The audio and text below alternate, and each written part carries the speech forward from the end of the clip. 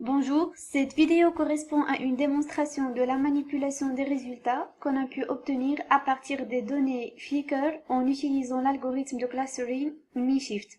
Notez bien que l'affichage de ces pages web nécessite un traitement serveur puisqu'il y a objet de l'utilisation d'Ajax.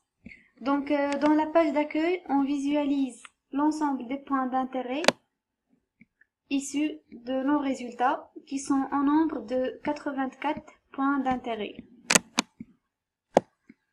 Ensuite, on a deux images correspondant au centre d'intérêt sélectionné. Voilà. Concernant la première image, elle visualise le point d'intérêt sur la map. On peut également zoomer pour voir mieux. Ensuite, on peut découvrir d'autres lieux. Voilà.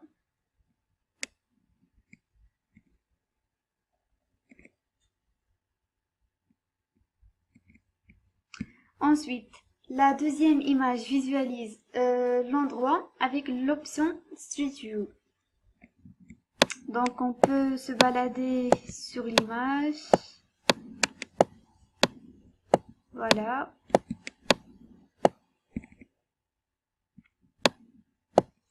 On peut choisir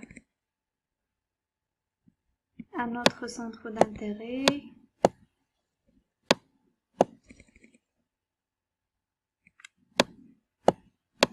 Etc. Ensuite, pour voir les lieux visités par ordre chronologique par un utilisateur, à partir de ce point-là, il suffit de cliquer sur Voir proposition. Donc là, je vais choisir par exemple INSA. Voilà. Et je vais cliquer sur Voir proposition.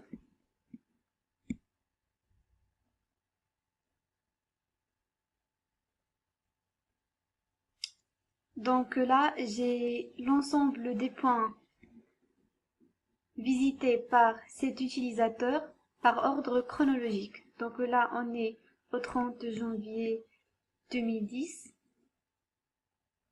Ensuite, le 4 février 2010, il a visité cet endroit.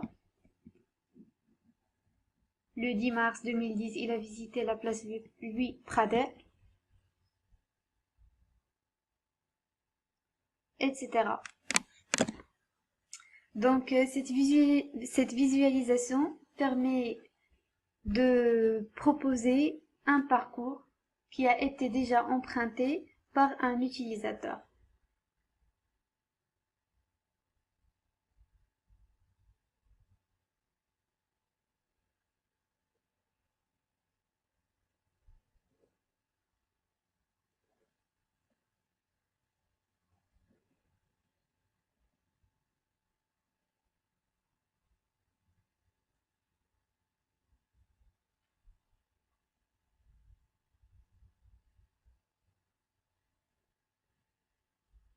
Donc là, on me demande si je voudrais voir un autre parcours fait par un autre utilisateur.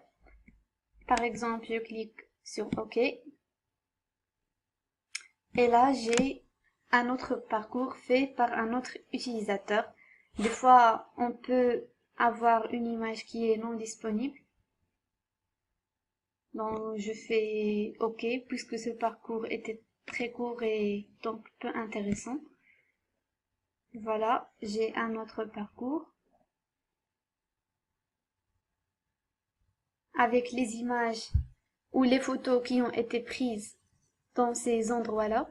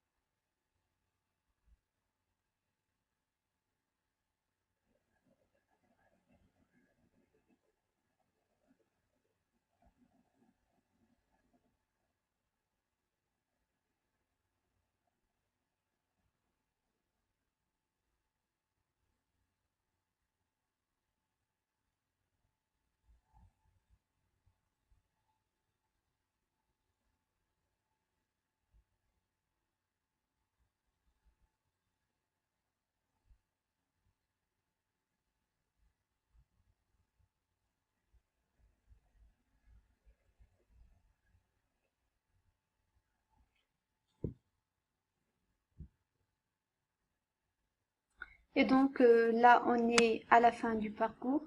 Ensuite, on peut faire annuler pour ne plus voir de propositions. Voilà. OK. Et ça sera tout.